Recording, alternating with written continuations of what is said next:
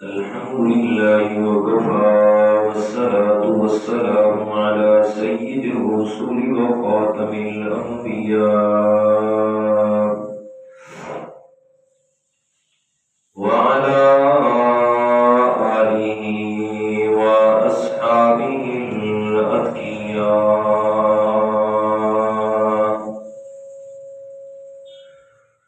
أما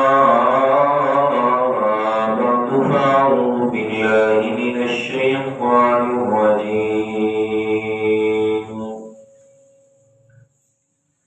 بسم الله الرحمن الرحيم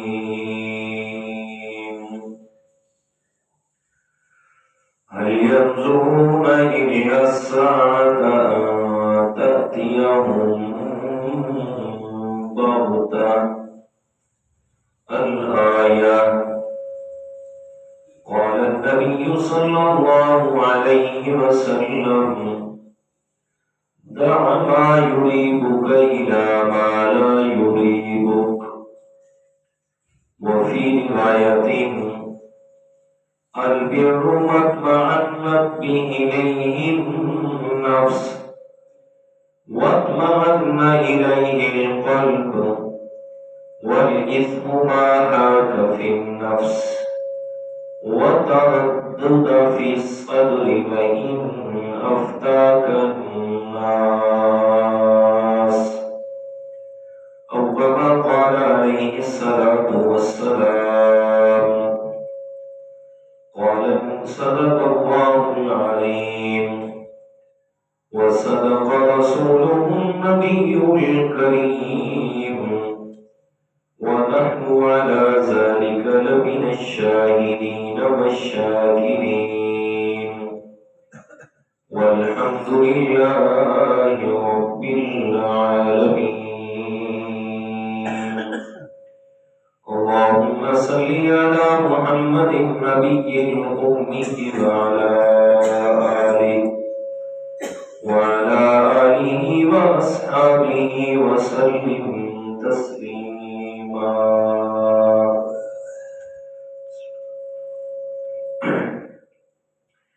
گرامی تر سامعین المخلصین الموحدین، دوستو، بزرگوں،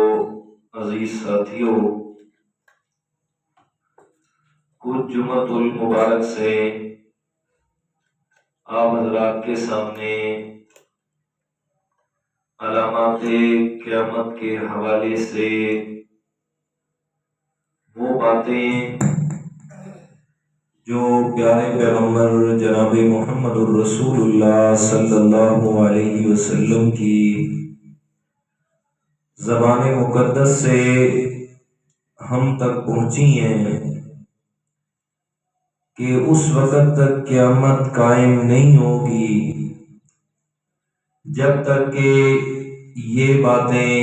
جو میرے پیارے پیغمبر نے ارشاد فرمائی دنیا میں ظاہر نہیں ہو جائیں گی۔ ان میں سے کچھ باتیں آپ حضرات کے سامنے میں 2 جمعۃ المبارک کے خطبوں میں عرض کر چکا ہوں، اور ساتھ میں یہ بات بھی عرض کی تھی کہ حضرت حذیفہ بن یمان رضی اللہ تعالی عنہ میرے پیارے پیغمبر کے وہ صحابی ہیں جو فرماتے ہیں کہ تمام تر صحابہ کرام اکثر اوقات میں آپ علیہ السلام سے جو باتیں اور جو سوال کیا کرتے تھے ان کا تعلق نیکی سے اور حالات و واقعات کی مناسبت سے ہوتا تھا، لیکن میرا ہمیشہ سے یہ ذہن اور سوچ رہی تھی کہ میں جب بھی آپ علیہ السلام سے سوال کرتا تو اسی بارے میں کہ یا رسول اللہ بتائیے گا آئندہ کون سے مسائل، کون سی تکالیف اور کون سی آفات اور کون سے حادثات جو ہیں وہ ظاہر ہونے والے ہیں، یعنی قیامت سے قبل کیا حالات ہوں گے، لوگوں کی ایمان کی کیا سچویشنز ہوں گی، یا لوگوں کے جو ہے وہ اعمال کس قدر برے ہوں گے یا اچھے ہوں گے، قیامت سے پہلے یہ سارا کچھ کیا ہوگا۔ تو میرے سوالات اکثر آپ علیہ السلام سے اسی بارے میں مصائب، آفات، تکالیف جو قیامت سے پہلے آنے والی ہیں اس بارے میں ہوتے، اور صحابہ کرام اکثر مجھ سے یہ کہہ بھی دیتے، اور خود آپ علیہ السلام بھی، اور میں کچھ اور بھی پوچھ لیا کرے یار، تو حضرت حذیفہ فرماتے ہیں میں عرض کرتا ہے یا رسول اللہ اور باتیں پوچھنے والے سارے ہیں اور یہ باتیں پوچھنے والا صرف حذیفہ اکیلا ہے، تو اس لیے میں بار بار آپ سے سوال کرتا ہوں کہ جتنا زیادہ ہو سکے امت تک یہ ساری باتیں پہنچ جائیں کہ وہ اپنے آپ کو قیامت کے لیے تیار کر لیں، اپنے آپ کو حساب کتاب کے لیے تیار کر لیں، کہ جب یہ ساری علامات اور یہ ساری نشانیاں ظاہر ہو جائیں تو پھر یہ احادیث جو کہ ان تک پہنچ چکی ہوں گی تو وہ اپنے آپ کو قیامت اور حساب کے لیے تیار کرنے میں ان کے لیے آسانی ہوگی۔ تو آپ علیہ السلام کی احادیث مبارکہ، جیسے پچھلے جمعہ پہ آخر میں ہم نے بات کی تھی کہ پیارے پیغمبر صلی اللہ علیہ وسلم نے فرمایا کہ قیامت کے قریب ایک ایسا وقت آئے گا کہ جس میں بہت ساری جو قیامت کی نشانیاں ظاہر ہونے والی ہیں ان میں سے ایک یہ ہوگی کہ علم کو اٹھا لیا جائے گا، جہالت ہر طرف عام ہو جائے گی، اور ساتھ میں زنا اور بدکاری کی کثرت ہوگی، اور شراب کثرت سے پی جائے گی، اور چوتھے نمبر پہ فرمایا کہ مردوں کی تعداد کم ہو جائے گی اور عورتوں کی تعداد بہت زیادہ ہو جائے گی،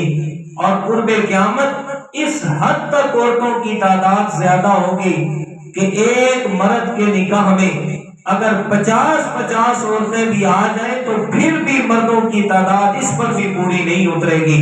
پر میں اس حد تک تعداد بڑھ جائے گی عورتوں کی، زنا عام ہوگا، جہالت عام ہوگی، اور علم کو اٹھا لیا جائے گا۔ حضرت عبداللہ ابن مسعود رضی اللہ تعالیٰ عنہ کی روایت وہ بھی اس کے ساتھ ہے، میرے پیارے پیغمبر نے فرمایا، مشکات شریف میں حدیث ہے، فرمایا کہ علم سیکھو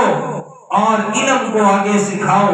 تعلموا القرآن وعلموہ الناس، فرمایا قرآن کو سیکھو اور اس کو لوگوں کو سکھا لو،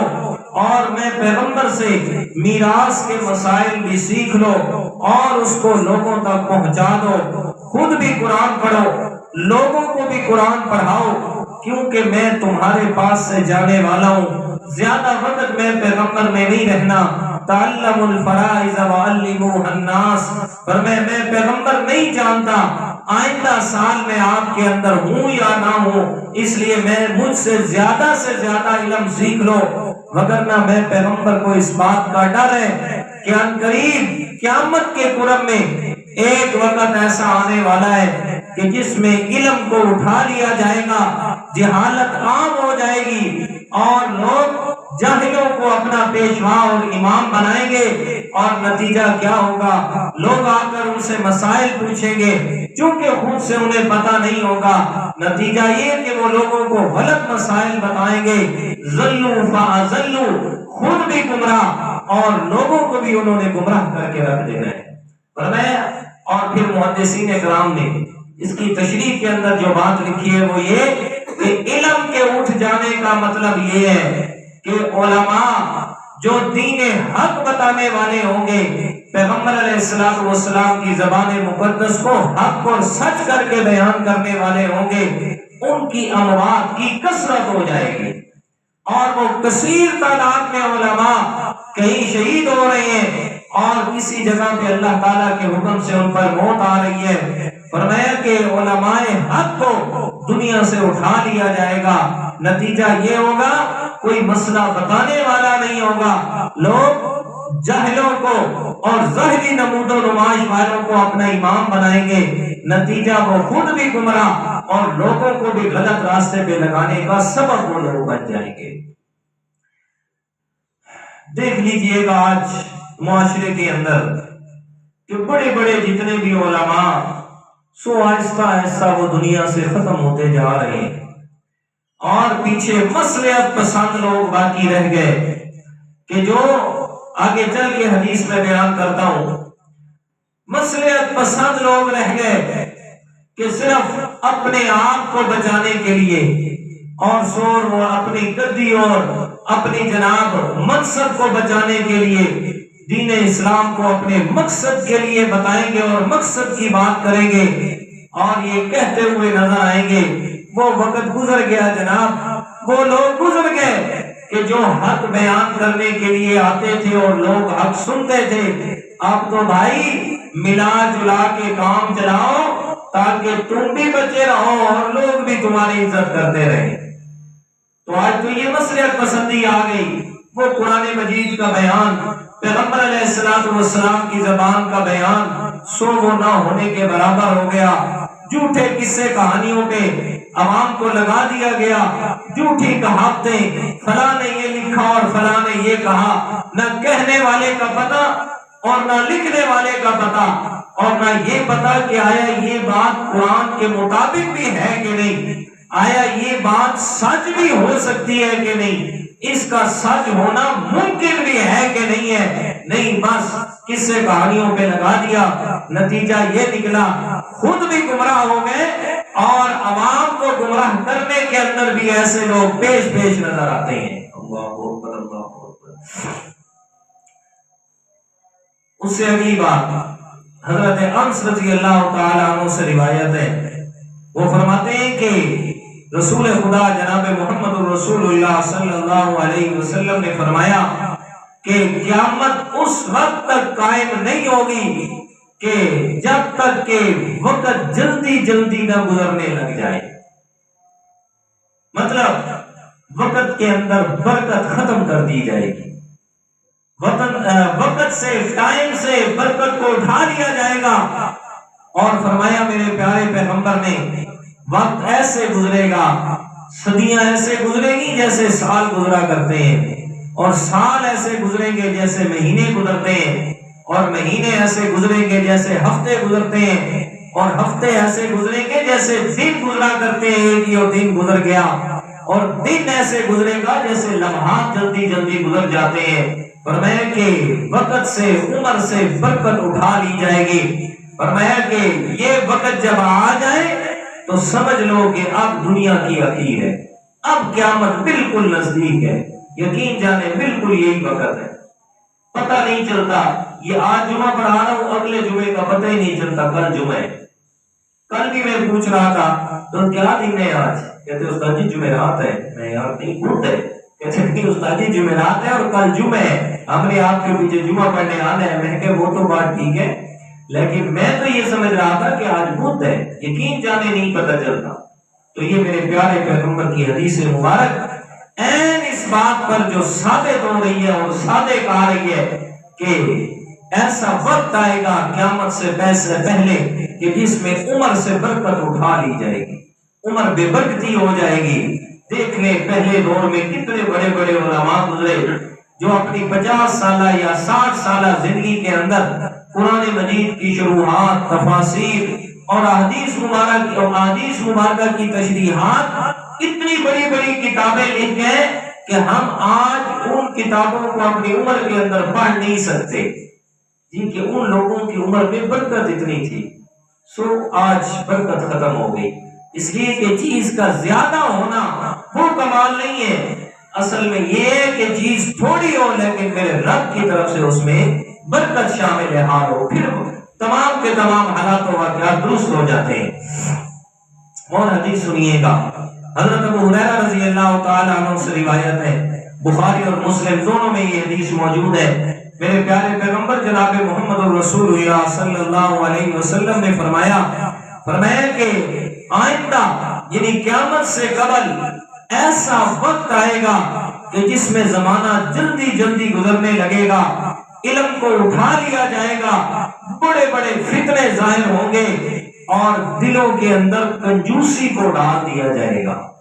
مال سے محبت اس حد تک ہوگی کہ اللہ تعالیٰ کے راستے میں مال خرچ کرتے ہوئے تکلیف ہوگی۔ اور اگلی بات چوتھے نمبر پہ فرمایا قتل عام ہو جائے گا، قتل عام ہو جائے گا۔ فرمایا یہ ساری چیزیں قیامت سے پہلے ہونے والی ہیں اور آپ کے سامنے ہے کہ یہ ہو رہی ہیں۔ خال خال ایسے لوگ ملتے ہیں کہ جن کی قرآن اور حدیث سے وہ نسبت ہونی چاہیے جو حقیقت کے اندر ہونی چاہیے۔ سو خال خال ایسے لوگ ملیں گے آپ کو۔ اور پھر دوسرے نمبر پہ فتنے ظاہر ہوں گے۔ کتنے بڑے بڑے فتنے اس وقت کہ جس میں ہمیں اپنا ایمان بچانا بھی مشکل نظر آتا ہے، چاہے ہماری خوشی ہو، چاہے ہمارا دکھ ہو اور غمی ہو، چاہے عام حالات ہو زندگی کے، فرمایا جس کے اندر انسان کو ایمان بچانا مشکل نہیں، بعض اوقات تو ناممکن نظر آنے لگتا ہے کہ پتہ نہیں میرے ایمان پہ اس میں کیا بنے گا۔ فرمایا ایسے بڑے بڑے فتنے ظاہر ہوں گے اور دلوں کے اندر کنجوسی ڈال دی جائے گی، دلوں کے اندر کنجوسی، مال کی محبت اتنی زیادہ۔ اور پھر آپ اندازہ لگا لیں کہ اگر ہم نے اپنی ذات کے لیے کوئی چیز خریدنی ہو تو اس میں ہمیں 5000 کا نوٹ بھی کم نظر آتا ہے، اور اگر پھر اللہ تعالیٰ کے راستے میں دینے کا وقت آ جائے، جمعہ آتا ہے، مسجد میں کوئی چیز دینی ہے تو کیا کرتے ہیں؟ اپنی جیب میں سے سب سے چھوٹا نوٹ نکالنے کی کوشش کرتے ہیں کہ سب سے چھوٹا نوٹ جو ہے اسے ہم نے اللہ کے راستے میں دینا ہے۔ واقعتاً کوئی حقدار آ گیا جو اللہ تعالیٰ کے نام پہ مانگ رہا ہے، واقعتاً حقدار ہے دیکھنے میں بھی، تو اس کے لیے دیتے ہیں تو 10 5 20 بمشکل 50 والا نوٹ نکلتا ہے۔ یہ نہیں کہ جیب میں پیسے نہیں ہیں بھی صحیح، اس کے باوجود بھی۔ تو یہ فرمایا کہ یہ قیامت کی نشانی ہے۔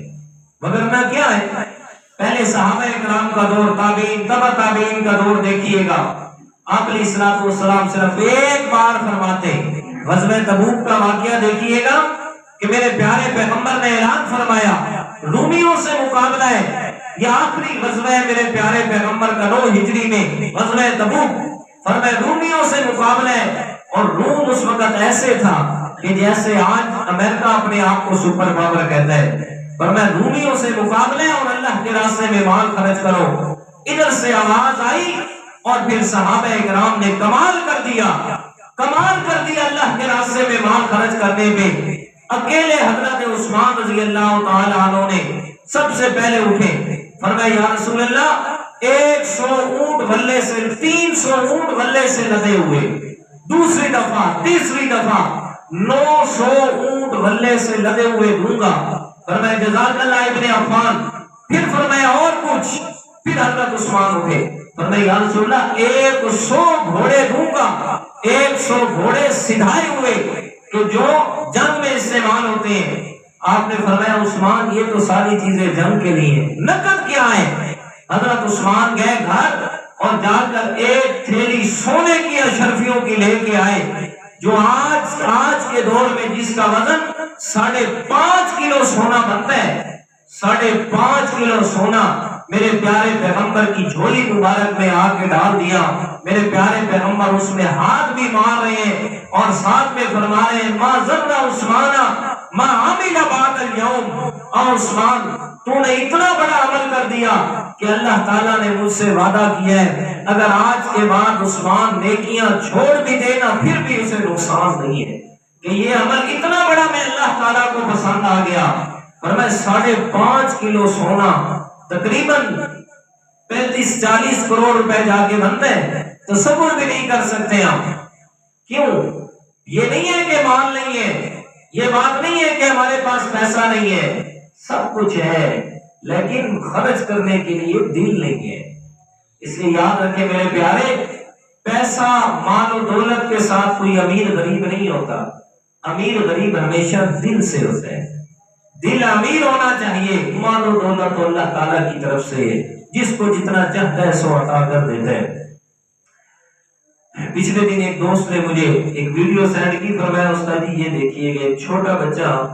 بالکل معصوم سا، وہ جو جھولا لے کے پھر رہے ہوتے ہیں نا، کباڑ چن رہے ہوتے ہیں، یہ جو ہمارے پٹھان برادری سے، تو وہ چھوٹا بچہ اس نے وہ جھولا سا اٹھایا، کباڑ اٹھا رہا ہے، چھوٹی بہن بھی اس کے ساتھ ہے، ساتھ میں ایک مانگنے والا جس کی ٹانگ نہیں تھی، بالکل معذور، وہ گزر رہا تھا۔ وہ بچہ اس نے دیکھا نا اس معذور کو، اس نے اپنی جیب سے پیسے نکالے، 10-20 والے تھے، اس نے 20 والا نوٹ نا اس مانگنے والے کو دے دیا اور دے کے پھر آگے چل پڑا۔ تو اس کا جذبہ دیکھا کہ سارے دن مزدوری کرتا ہے، اور اس نے غریب کو دیکھا تو وہ دل کا امیر ہے، پیسے سے کوئی امیر غریب نہیں ہوتا، اس کو دیکھ کے وہ آگے چلا گیا۔ اور وہ CCTV جو لگے ہوتے ہیں نا، کیمرے لگے ہوتے ہیں، ان کے اندر اس کی ویڈیو بنی ہوئی تھی، کوئی پری پلان نہیں تھی، تو اس میں سے نکال کے کسی نے لگا دی۔ تو بڑا غرض یہ کر رہا تھا کہ کنجوسی دل میں ڈال دی جائے گی، یہ قیامت کی بڑی نشانی ہے، اور قتل کی کثرت ہوگی، قتل زیادہ ہوں گے۔ اور دوسری حدیث مبارک ہے، میرے پیارے پیغمبر نے فرمایا کہ قیامت کے قریب ایک ایسا وقت آئے گا کہ جس میں قتل کی اتنی کثرت ہوگی، نہ مارنے والے کو پتا ہوگا کہ میں کیوں مار رہا ہوں، نہ مرنے والے کو پتا ہوگا کہ مجھے کیوں مارا جا رہا ہے، لیکن قاتل بھی اور مقتول بھی دونوں جہنمی ہوں گے، قاتل اور مقتول دونوں جہنمی ہوں گے۔ قاتل کی تو سمجھ آتی ہے کہ وہ جہنمی ہوگا، اور مقتول کی فرمایا مقتول اس لیے جہنمی ہوگا کہ قاتل اگر اسے قتل نہ کرتا تو سو یہ اسے قتل کر دیتا، تو سو یہ اس کی جان لے لیتا۔ تو فرمایا یہ دونوں اس حد تک کثرت ہو جائے گی قتل کی، یقین جانے ہمارا موبائل وہ میاں والی کی یہ ادھر ادھر کی خبریں آتی رہتی ہیں، کوئی دن ایسا نہیں کہ جس میں کوئی قتل کی خبر نہ ہوئی ہو، کوئی دن ایسا نہیں۔ اور نوجوان بالکل نوجوان خوبصورت، جاتے جاتے ادھر سے فائر لگا، چل میرا بھائی، 5-5 10-10، اور خاص کر ماہ رمضان کے اندر جب کہ کہتے ہیں جی حقیقت کے اندر جو میرے پیغمبر کی حدیث بھی ہے کہ شیطان باندھ دیا جاتا ہے، اس میں کوئی شک نہیں ہے، ابلیس شیطان کو باندھ دیا جاتا ہے، لیکن پھر بھی یہ سارا کام ہو رہا ہے، کیوں ہو رہا ہے؟ اس کا جواب قرآن مجید میں اللہ تعالیٰ نے دیا، آخری پارہ قرآن مجید کی آخری سورت اور آخری 2 آیات، فرمایا قل اعوذ برب الناس ملک الناس الہ الناس من شر الوسواس الخناس الذي يوسوس في صدور الناس من الجنة والناس۔ فرمایا کہ مولا میں ان شیاطین سے تیری پناہ چاہتا ہوں، فرمایا وہ شیاطین جو جنات میں سے بھی ہیں اور انسانوں میں سے بھی ہیں، کہ شیطان صرف جنات میں سے نہیں ہے، یہ انسانوں میں سے بھی ہے۔ وہ جو 11 مہینے شیطان جن لوگوں پہ محنت کرتا ہے، تو وہ 1 مہینہ چھٹی پہ جاتا ہے، وہ کہتے ہیں استاد جی آپ چھٹی پہ جا رہے ہیں، ہم تیری کمی محسوس نہیں ہونے دیں گے، ہم تیرے وفادار ہیں، ہم بے وفا نہیں ہیں، ہم 11 مہینے تیرے ساتھ گزارتے ہیں، 12واں مہینے بھلا ہم تجھ سے کیسے دور ہو سکتے ہیں؟ تو ماہ رمضان آتا ہے تو اس میں یہ لوگ وحشی ہو جاتے ہیں، اور ہر روز 2-2 3-3 4-4 جناب نوجوان قتل ہو رہے ہیں۔ تو فرمایا کہ یہ قیامت کی بڑی نشانی ہے۔ اور حضرت عائشہ رضی اللہ تعالی عنہ سے روایت ہے، رسول خدا جناب محبوب کبریا صلی اللہ علیہ وسلم نے فرمایا کہ سب سے پہلے اس طرح اسلام کو بگاڑنے کی کوشش کی جائے گی کہ اس میں لوگ شراب پیئیں گے اور شراب کا نام بدل کر اس کو حلال کر دیا جائے گا۔ فرمایا یہ اسلام کو بگاڑنے کی پہلی جو ہے اس میں شرک ہوگی، اور یہ پہلا ذریعہ ہوگا۔ صحابہ کرام نے سوال کیا، کیا یا رسول اللہ کیا مسلمان شراب پیئیں گے؟ کیوں؟ انہوں نے تو اپنے ایمان کو دیکھ کے کہنا تھا نا کہ یا رسول اللہ کیا مسلمان شراب پیئیں گے؟ حالانکہ اللہ تعالیٰ نے تو اس کو بڑا سخت منع فرما کے حرام کر دیا، تو میرے پیارے پیغمبر نے فرمایا ہاں وہ پیئیں گے، کس طرح؟ اس کو حلال کر کے، اس کا نام بدل کر اس کو کیا کر لیں گے؟ حلال کر لیں گے، ہوں گے اسلام کے مدعی، لیکن وہ اس طریقے سے اپنے آپ کی کرتوت کریں گے۔ تو یہ اسلام قیامت سے پہلے میرے پیارے پیغمبر نے تو یہ پہلے بتا دیا، اور آج کل ہمارے دور کے اندر یہی چل رہا ہے۔ عید آتی ہے، بقرہ عید آتی ہے، یا پھر جو بڑی بڑی شادیوں کی محفلیں ہوتی ہیں، اور لوگ پھر اس میں شراب اور کباب چلتا ہے، شراب، شباب، کباب، یہ ساری چیزیں چلتی ہیں، اور لوگ ایسا کرنے کو جائز سمجھتے ہیں کہ جی ہمارے پاس مال ہے، دولت ہے، خوشیاں کریں، اڑائیں، اور کیا کریں، کون ہے پوچھنے والا ہم سے۔ تو میرے پیارے پیغمبر نے فرمایا یہ قیامت سے پہلے ہوگا، اور لوگ شراب کو حلال اور جائز سمجھ کے پیئیں گے، اور آج ایسا ہو رہا ہے۔ لوگ اس طریقے سے گناہ میں آگے سے آگے بڑھ رہے ہیں، جیسے کہ وہ سمجھتے ہیں کہ یہ گناہ کرنا ہمارے لیے ضروری اور لازمی ہے۔ تو یہ ساری چیزیں میرے پیارے آپ علیہ الصلوۃ والسلام نے فرمایا، تو یہ قیامت کی نشانی اور علامات میں سے بڑی علامات ہیں۔ اور آپ علیہ الصلوۃ والسلام کی حدیث مبارک سنیے گا، بخاری شریف کی حدیث ہے۔ حضرت ابو ہریرہ رضی اللہ تعالی عنہ فرماتے ہیں کہ آپ صلی اللہ علیہ وسلم نے فرمایا کہ لوگوں پر ایک ایسا زمانہ آئے گا کہ انسان یہ پرواہ نہ کرے گا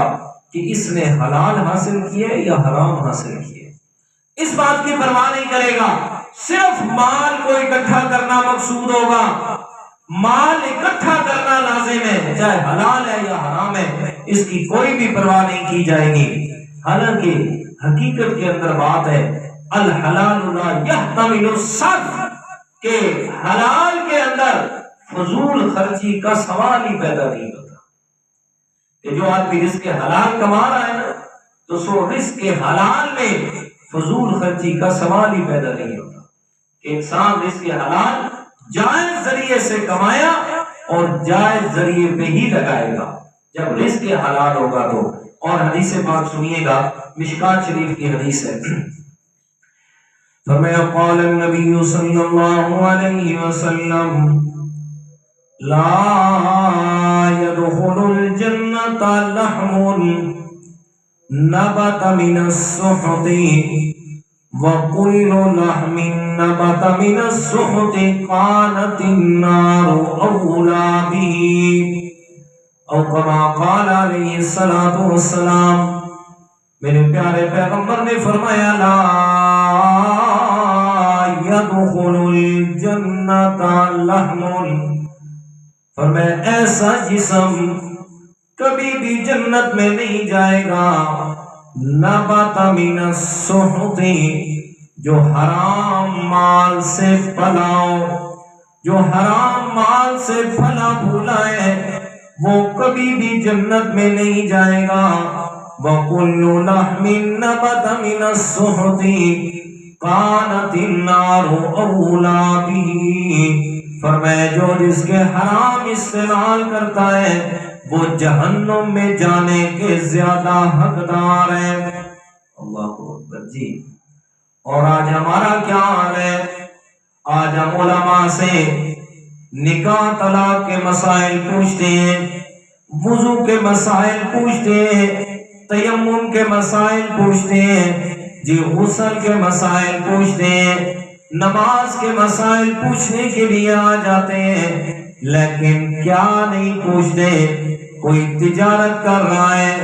کوئی مال کما رہا ہے، کوئی کسی جگہ پہ نوکری کر رہا ہے، کوئی بھی آ کے پوچھنے کے لیے تیار نہیں ہے یار میں نے یہ کاروبار کیا،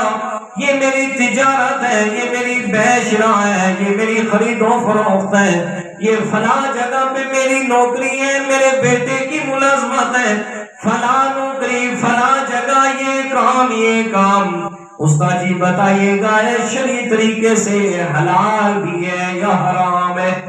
جی کوئی بھی پوچھنے کے لیے تیار نہیں ہے، کیوں؟ مقصد مال جمع کرنا ہے نا، مقصد حلال حرام کی تمیز نہیں ہے۔ اور وہ مسائل کیوں پوچھتے ہیں؟ وہ مسائل کوئی سوکھیاں گلیں، جی نماز پڑھنی ہے ٹھیک ہے پڑھے جی، اس کے لیے پوچھ رہے ہوں گے جی سجدہ کیسے کرنا ہے جی، رکوع کیسے کرنا ہے جی، ایک بات پہ پھر اتنی باریکی میں جائیں گی، پھر اس پہ اختلاف ہو جائے گا، پتہ نہیں کہاں سے کہاں تک، کیا سے کیا آگے چلے۔ لیکن حقیقت کے اندر جو نماز، روزہ، حج، زکات، ان ساری چیزوں نے قبول ہونا ہے، اس کے لیے سب سے پہلی شرط ہے رزق حلال۔ سو رزق حلال کے بارے میں کوئی نہیں پوچھے گا کہ یہ نوکری لگ رہی ہے، میرے بیٹے کی ملازمت ہو رہی ہے، آیا یہ شرعی طور پر کیا ہے؟ یہ میں کام کر رہا ہوں جی، آیا شرعی طور پر یہ جائز بھی ہے کہ نہیں ہے؟ کتنے نوجوان آگے پوچھ رہے ہوتے ہیں اور ان کا دل میں یہ ہوتی ہے بات، آج کل آن لائن بہت زیادہ کاروبار چل رہا ہے، سارے کر رہے ہیں، تو اس بارے میں پوچھتے ہیں اور ساتھ میں پوچھ بھی رہے اور بتا دو استاد جی مت این کرنے تو یہ تو جائز نہیں ہے، یہ کرتے ہیں جی یہ تو جائز نہیں ہے جی۔ آج کل عجیب عجیب باتیں آ گئی نا، کہتے جی مختلف کمپنی ہے، ان کے ایڈ آئیں گے اس میں مختلف چیزوں کی وہ اپنی کیا کر رہے ہیں جی، مشہوری کر رہے ہیں، جسٹ آپ نے وہ دیکھ رہے ہیں، یہ ایک دو شیئر کرنا ہے، آپ کو دن کے $1 آئے گا، $5 آئیں گے، $10 آئے گا۔ استاد جی محنت تو ہماری بھی ہوتی ہے نا، ہم دیکھ رہے ہوتے ہیں، تو اس میں تو پھر ہماری کمائی حلال ہے نا جی۔ ساتھ میں مسئلہ پوچھ بھی رہے ہیں اور ساتھ میں مسئلہ بتا بھی رہے ہیں۔ تو عرض ہے میرے پیارے، جو بھی چیز یہ سن لیں اچھے طریقے سے، جو بھی چیز جس کے اندر گناہ کا کیا کہتے ہیں اسے، گناہ ملوث ہو گیا نا، گناہ مل گیا، سو وہ چیز جائز اور حلال نہیں ہوگی۔ اس کی مثال آپ یہ سمجھ لیں، مثلا یہ باہر میرے نوجوان کمپیوٹر رکھ کے بیٹھے ہوئے ہیں جو فلمیں اور گانے بھر کے دے رہے ہیں جی، فلمیں اور گانے بھر کے دے رہے ہیں، لوگ جاتے ہیں کارڈ بھرواتے ہیں، سارے جناب فحاشی کو پھیلا رہے ہیں، اور میرے بھائی سن لے یہ گناہ کا کام ہے اور اس کی کمائی حرام ہے، ذرا برابر اس میں گنجائش نہیں ہے۔ تو لاکھ اس میں کہتا رہے کہ جناب میں نے پہلے کمپیوٹر پہ 10,000 لگائے، میں نے جناب نیٹ کا کنیکشن لیا اس پہ 50,000 لگے میرے مثلا، یہ جی سارا ₹1,00,000 میں نے انویسٹ کر کے اپنا کاروبار چلایا ہے۔ اور میرے پیارے اگر یہ بات تیری ٹھیک ہے اور تیرا رزق حلال ہے تو پھر اس بے حیا عورت کا کیا قصور ہے کہ جس نے اپنا ایک کوٹھا بنایا اور اپنا مکان بنا کے اس کو سجا کے اور اپنی جسم فروشی کر کے مال کما رہی ہے، تو بتا تیری اور اس کی کمائی میں فرق کتنا ہے؟ جیسے وہ معاشرے کے اندر بے حیائی پھیلا رہی ہے، تو بھی تو وہی کر رہا ہے، بالکل سمپل اور سادہ سی بات ہے۔ اور ادھر جناب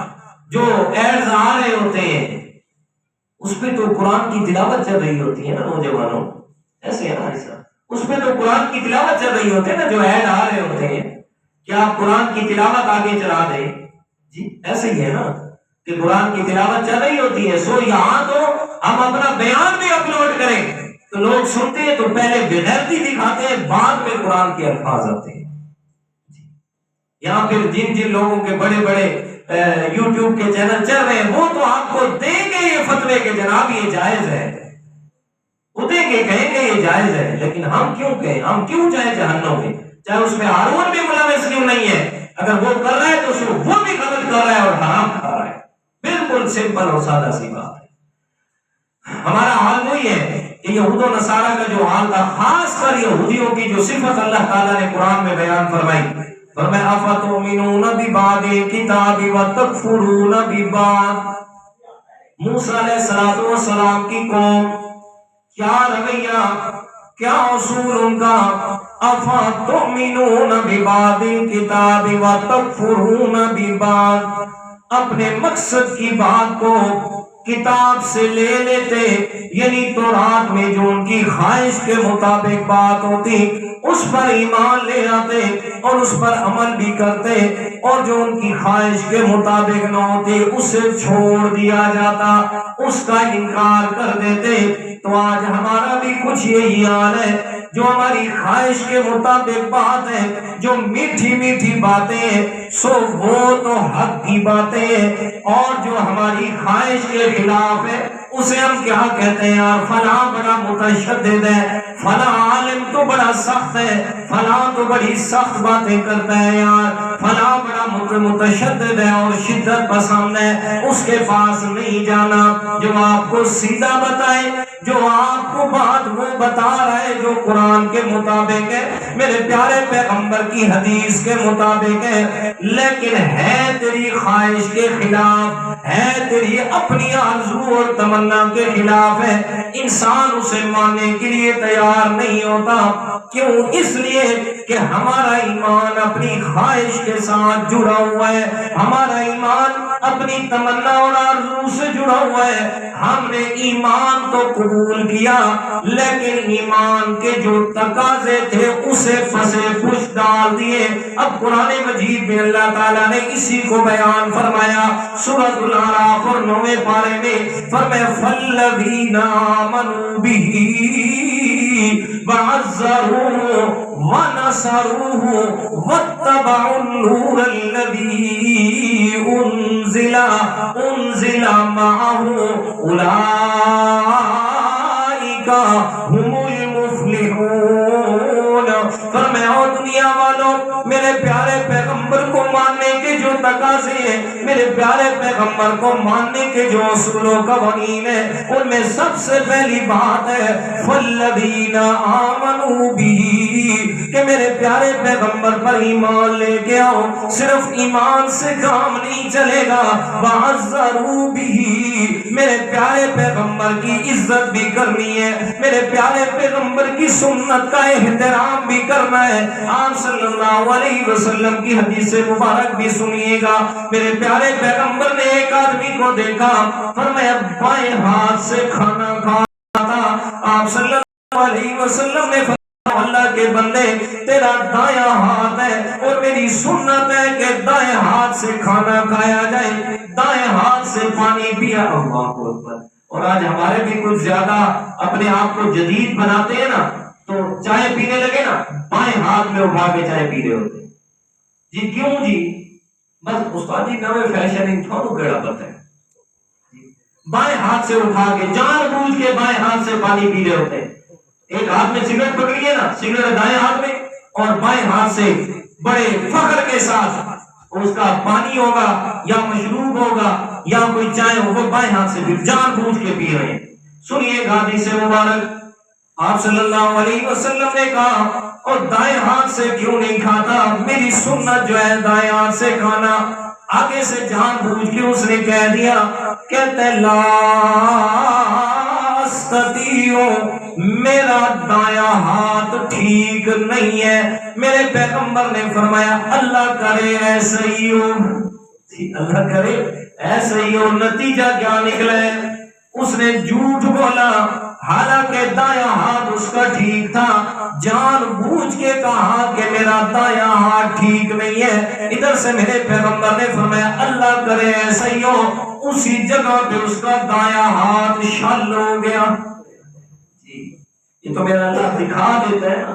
فوراً دکھا دیتا ہے۔ فرمایا فَالَّذِينَ آمَنُوا بِهِ وَعَزَّرُوهُ، ایمان لائے، صرف ایمان لانے سے کام نہیں ہوگا، وَعَزَّرُوهُ، میرے پیارے پیغمبر کی سنت کی عزت بھی کرنی ہے، سنت کی اتباع بھی کرنی ہے، تب جا کے ایمان مکمل ہوگا، تب جا کے ایمان کی تکمیل ہوگی، تب جا کے ایمان کے تقاضے پورے ہوں گے۔ اگر ایسا نہیں کرو گے تو پھر یاد رکھو کہ یہود و نصارہ والی بات آپ پہ صادق آئے گی کہ اَفَتُؤْمِنُونَ بِبَعْضِ الْكِتَابِ وَتَكْفُرُونَ بِبَعْضٍ، اپنی خواہش کی بات کو دین اسلام سے لے لیا اور جو اپنی خواہش کے خلاف بات آئی اس کو چھوڑ دیا۔ اور یہ ایسا کرنے پہ پھر ایمان باقی نہیں رہتا۔ وہ حدیث پاک جو ہے نا، میرے پیارے پیغمبر نے جو فرمایا کہ ایک ایسا وقت آئے گا قیامت سے پہلے کہ صبح کے وقت آدمی مسلمان ہوگا تو شام تک کافر ہو جائے گا، اور شام کو اگر مسلمان ہونے کی حالت میں سوئے گا تو صبح اٹھے گا تو کافر ہوگا۔ میرا خیال ہے کہ کچھ حالات ہمارے ایسے ہی ہیں، ہمارے کچھ حالات ایسے ہی ہیں کہ جانے انجانے میں جان بوجھ کے یا جہالت کی وجہ سے زبان سے ایسے بکواس کر جاتے ہیں کہ جس سے ایمان سے خالی ہو جاتے ہیں، ایمان چلا جاتا ہے۔ اللہ اکبر۔ اچھا تو بات میں یہ کر رہا تھا کہ اللہ تعالیٰ کے پیارے پیغمبر نے کیا فرمایا؟ لا يدخل الجنة لحم نبت من السحت، فرمایا جو جسم رزق حرام پہ پلتا ہے، اس نے کبھی بھی جنت میں نہیں جانا، وہ جہنم کے لیے زیادہ حقدار ہوگا۔ اور حضرت عمر رضی اللہ تعالیٰ عنہ سے روایت ہے، وہ کیا فرماتے ہیں؟ فرمایا رسول خدا جناب محبوب کبریا صلی اللہ علیہ وسلم نے فرمایا ایک آدمی اس نے 10 درہم کا کپڑا خریدا ہے اور ان 10 دراہم کے اندر 1 درہم 1 روپیہ حرام کا تھا۔ فرمایا تو کیا ہوگا؟ جب تک وہ کپڑا اس کے جسم پہ رہے گا اللہ تعالیٰ نے اس کی نہ نماز قبول کرنی ہے نہ کوئی اور نیکی قبول ہونی ہے۔ جی ہم تو کیا کہتے ہیں نا، بس پیسہ ہونا چاہیے۔ اور حدیث پاک سنیے گا، میرے پیارے پیغمبر فرماتے ہیں ایک دور سے سفر کر کے آنے والا آدمی ہے، فرمایا جو بیت اللہ شریف میں آتا ہے اور آ کر بیت اللہ کا غلاف پکڑ لیتا ہے اور اللہ تعالیٰ سے کہتا ہے یا رب یا رب یا رب،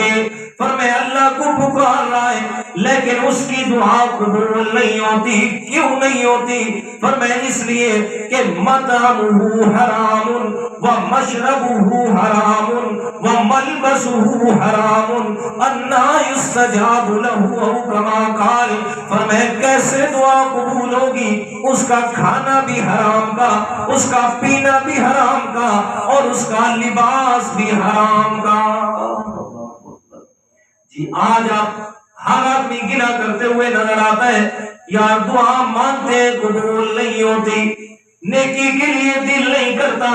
جی نماز چھوٹ گئی کوئی فکر نہیں ہے، نماز کی طرف آنے کے لیے بھی دل نہیں کرتا۔ استاد جی کیا کرے؟ زبردستی جمعے والے دن آ جاتے ہیں اور جمعے والے دن آ گئے پھر دل نہیں لگتا مسجد کے اندر۔ حالانکہ میرے پیارے پیغمبر نے کیا فرمایا؟ فرمایا وہ جو 7 خوش نصیب لوگ کہ جن کو اللہ تعالیٰ نے قیامت کے دن اپنے عرش کا سایہ نصیب کرنا ہے، کہ جس دن میں اللہ تعالیٰ کے عرش کے علاوہ کوئی بھی اور سایہ نہیں ہونا، فرمایا ان 7 خوش نصیبوں میں سے ایک کون سا ہے؟ فرمایا قلبہ معلق بالمساجد، فرمایا وہ آدمی کہ جس کا دل مسجد کے ساتھ اٹکا ہوا ہے، جس کا دل مسجد میں آ کے سکون لیتا ہے، جس کا دل مسجد کے ساتھ لگا ہوا ہے، فرمایا ایسا خوش نصیب آدمی قیامت کے دن اللہ تعالیٰ کے عرش کے سائے کے نیچے ہونا ہے۔ جی اور آج ہمارا حال کچھ الگ ہے میرے پیارے، کہ آج مسجد میں آنے کو دل نہیں کرتا، مسجد میں بیٹھنا اگر 5 منٹ زیادہ لگ جائے، ہر آدمی کی زبان پہ جناب طرح طرح کے جملے سنائی دیتے ہیں۔ 10 منٹ مسجد میں لیٹ ہو گئے، طرح طرح کی باتیں ہوئے سنائی دی۔ اور میرے اگر آپ 5 کی بجائے 10 منٹ مسجد میں زیادہ بیٹھ گئے، یہ وہ جگہ ہے، یہ وہ جگہ ہے میرے پیارے جہاں فرشتوں کا ماحول ہوتا ہے، اور جس جگہ پہ آپ کا بیٹھنا بھی اللہ تعالیٰ کے ہاں عبادت میں لکھا جاتا ہے، جس جگہ پہ بیٹھنا قیامت کا دن ہوگا، فرمایا اللہ تعالیٰ نے آپ کو اس جگہ گزارے ہوئے ایک ایک منٹ کے بدلے کے اندر اجر و ثواب عطا کرنا ہے۔ فرمایا لیکن حالات کچھ الگ سے ہیں، فرمایا ہمارا دل نیکی کے لیے نہیں کرتا، نماز میں دل نہیں لگتا، یا نماز تو پڑھ رہے ہیں لیکن گناہوں سے نہیں رکتے، نماز تو پڑھ رہے ہیں لیکن اسی طرح گناہوں کے اندر الجھے ہوئے ہیں، نماز بھی پڑھ رہے ہیں اور جناب اور سارے کرتوتوں کے اندر بھی لگے ہوئے ہیں، سمجھ نہیں آتی یہ سارا کیا ہے۔ آؤ میرے پیارے بھائیوں ایک بات آپ کو بتانے لگا ہوں، اور وہ بھی میرے پیارے پیغمبر کی حدیث سے مبارکہ کے حوالے سے۔ میرے پیارے پیغمبر نے فرمایا وہ دعاؤں کو قبول ہونا، وہ نمازوں کا قبول ہونا، اور نماز اور نیکیوں کے اندر دل لگانا چاہتے ہو، حضرت سعد بن ابی وقاص رضی اللہ تعالیٰ عنہ فاتح مصر ہے، میرے پیارے فاتح مصر میرے پیارے پیغمبر کے پاس آ گئے، آ کے کہتے ہیں یا رسول اللہ مجھے کوئی ایسا عمل بتائیے گا کہ میں وہ عمل کروں اور جب بھی میں دعا کے لیے ہاتھ اٹھاؤں فوراً میری دعا قبول ہو جائے، مطلب ہے مستجاب الدعوات بن جاؤں، کبھی بھی میری دعا رد نہ کی جائے۔ میرے پیارے پیغمبر نے ایک ہی نسخہ بتایا، ایک ہی اصول بتایا، بڑا آسان سا اصول۔ فرمایا میرے سعد اگر مستجاب الدعوات بننا چاہتا ہے، اگر اپنی دعاؤں کو رب کے ہاں قبولیت کا درجہ دینا چاہتا ہے، تو پھر ایک کام کر کہ ہمیشہ رزق حلال استعمال کرنا۔ جی رزق حلال استعمال کرنا۔ ہاں رزق حلال گناہوں کی کثرت کی وجہ سے، رزق حرام کی وجہ سے گناہوں کی طرف زیادہ توجہ، رزق حرام کی وجہ سے نیکی کی نفرت، رزق حرام کی وجہ سے قرآن مجید کو نہ سننا،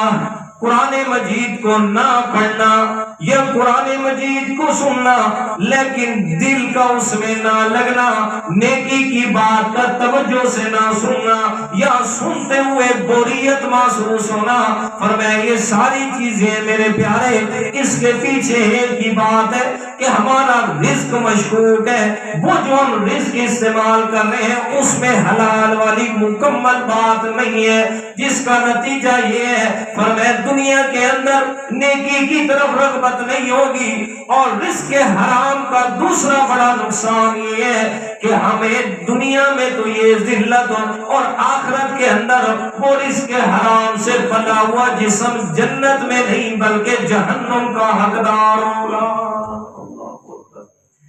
جی تو میرے پیارے پیغمبر نے کیا فرمایا کہ قیامت کے قریب ایک ایسا وقت آئے گا کہ جس میں ہر انسان چاہے گا کہ دولت ہونی چاہیے، مال ہونا چاہیے، چاہے حرام ہے یا حلال ہے، اس کی کوئی بھی تمیز نہیں کرے گا، بس اپنے آپ کو زیادہ سے زیادہ مالدار بنانے کے چکر میں ہوگا۔ اور پھر حدیث مبارکہ میرے پیارے پیغمبر نے فرمایا احتیاط سے اپنا رزق استعمال کرو اور کماؤ۔ فرمایا دع ما یریبک الی ما لا یریبک۔ سوال میرے پیارے پیغمبر سے کیا گیا، فرمایا یا رسول اللہ بتائیے گا ہمیں کیسے پتا چلے گا کہ یہ گناہ ہے اور یہ نیکی کا کام ہے؟ آج بھی سوال ہوتے ہیں، لوگ پوچھتے ہیں استاد جی پتہ نہیں چلتا یہ گناہ ہے یا نیکی ہے، کیا کریں؟ سنیے گا حدیث مبارکہ مسند احمد میں اور دارمی میں، یہ دونوں کتابوں میں حدیث موجود ہے۔ میرے پیارے پیغمبر نے فرمایا البر مطمئنت الیہ النفس واطمئن الیہ القلب والاسم ما حاک فی النفس وتردد فی الصدر بین افتاک الناس کما قال۔ فرمایا نیکی کیا ہے؟ نیکی سے کہا جاتا ہے کہ جب تو وہ عمل کر رہا ہو تو فرمایا اطمانت الیہ النفس، فرمایا تیرا نفس اس پہ مطمئن ہو جائے، واطمئن الیہ القلب،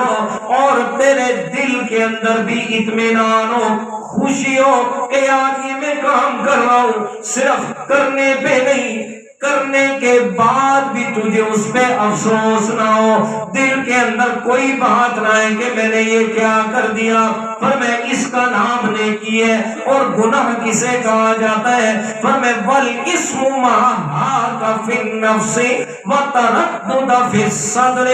فرمایا گناہ یہ کام ہے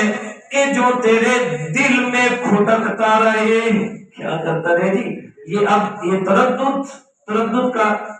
اردو میں بھی بولا جاتا ہے لیکن آسان لفظ ہے کھٹکنا، کہ تو کوئی بھی کام کر رہا ہے نا تیرے دل میں وہ کھٹک رہا ہے، اور تیرا دل اس گناہ اس کام کے کرنے پہ نا پریشان ہے کہ یار یہ میں کیا کر رہا ہوں۔ اور دوسری بات اس سے اگلی بات اور وضاحت کرے گا وَإِنْ أَفْتَاكَ النَّاسُ، اور تو یہ بھی چاہتا ہے کہ لوگوں سے بھی یہ چھپا رہے، اگر لوگوں کو اس بات کا پتہ چل گیا تو پھر میری عزت باقی نہیں رہے گی۔ تو یہ جو کام ہے نا فرمایا یہ گناہ ہے، اور جس پر تو یہ کرتا ہے کہ کام کرتا ہے دل میں یہ خوشی بھی ہوتی ہے، اور ساتھ میں یہ بھی کہ اگر لوگوں کو پتہ چل بھی گیا تو اس میں میرے لیے کوئی ندامت اور شرمندگی نہیں ہوگی، تو سو فرمایا اس کا نام کیا ہے؟ نیکی۔ بالکل بالکل آسان، اور میرے پیارے پیغمبر نے آسان اور عام فہم اصول بتا دیا۔ اب ہر آدمی اس بات کو سمجھ سکتا ہے، اپنے تئیں ہر سمجھ سکتا ہے آدمی کہ آیا کون سا گناہ ہے اور کون سا نیکی کا کام ہے۔ اور آپ علیہ الصلوۃ والسلام کی حدیث مبارکہ سن کے پھر بات کو ختم کرتے ہیں۔ میرے پیارے پیغمبر نے فرمایا کوئی بھی انسان اس وقت تک متقی نہیں ہو سکتا، اپنے تقوی کو اس وقت تک بچا نہیں سکتا جب تک کہ حلال رزق کو بھی اس ڈر سے نہ چھوڑ دے کہ یہ نہ ہو کہ کہیں اس میں حرام کی ملاوٹ ہو گئی ہو۔ اب میں نے جو کمایا ہے مجھے تو پتا ہے کہ رزق حلال ہے یا حرام ہے، ٹھیک ہے، لیکن کسی اور طرف سے مجھے کوئی چیز آئی تو اب اس کا تو مجھے پتا نہیں ہے، ٹھیک ہے۔ اب دل آزاری بھی نہیں کرنی، قبول کر کے اپنے پاس رکھیں اور دیکھیں رب سے معافی مانگے، مولا یہ آ گئی لیکن دل نہیں مان رہا، اب میں کیا کروں؟ تو یہ فرمایا کہ رزق حلال بھی پھونک پھونک کے استعمال کرنا ہے۔ دو چیزیں، ایک ہے رزق حلال اور دوسرا ہے رزق حلال طیب۔ اللہ تعالیٰ نے حکم دیا قرآن مجید میں، یا ایھا الناس کلوا مما فی الارض حلالا طیبا۔ اب حلال کسے کہتے ہیں اور طیب کسے کہتے ہیں؟ حلال اس چیز کو کہا جاتا ہے کہ جس کو قرآن و حدیث میں حرام نہیں کہا گیا، جس کو قرآن حدیث میں جس کی حرمت کا آرڈر اور حکم نہیں آیا سو وہ چیز حلال ہے۔ اور دوسری چیز طیب، فرمایا اب محنت مزدوری کر کے ہم چیز کو حلال طریقے سے کما تو لیتے ہیں، اب اس کو پاک کرنا ہے۔ طیب پاک کرنا کیا ہے؟ فرمایا اس میں سے غرباء مساکین کا حصہ ادا کرنا، مال ہے زکوٰۃ ادا کرنا، صدقہ دینا، خیرات کرنا، جی صدقہ فطر آئے تو وہ ادا کرنا، جی اپنے مال میں سے فصل ہے تو اس میں سے عشر ادا کرنا، تو یہ ساری چیزیں لازم ہیں، تب جا کے مال اپنا رزق حلال ہونے کے ساتھ ساتھ کیا ہوتا ہے؟ پاک ہوتا ہے۔ اور رزق حلال بھی ہو اور پاک بھی ہو تب جا کے نیکیوں میں لذت بھی محسوس ہوگی، اور تب جا کے ہماری نیکیاں اللہ تعالیٰ کے ہاں قبول بھی ہوں گی، ہماری کوئی بھی دعا اللہ تعالیٰ اسے رد نہیں فرمائیں گے۔ تو یہ قیامت کی علامات جو قیامت سے پہلے میرے پیارے پیغمبر نے ہونے والے واقعات بتلائے، ان میں سے ایک یہ بات کہ ہر انسان دولت مند ہونا چاہے گا، جس دولت مندی کے ساتھ اتنی محبت ہوگی کہ کوئی یہ نہیں دیکھے گا کہ آیا یہ میری جو چیز میں استعمال کر رہا ہوں، حاصل کر رہا ہوں، یہ رزق حلال بھی ہے یا حرام ہے۔ حرام اور حلال کی تمیز کا ختم ہو جانا تو سو یہ بھی قیامت کی ایک بہت بڑی نشانی ہے۔ اللہ تعالیٰ عمل کی توفیق عطا فرمائے۔ وما علینا الا البلاغ۔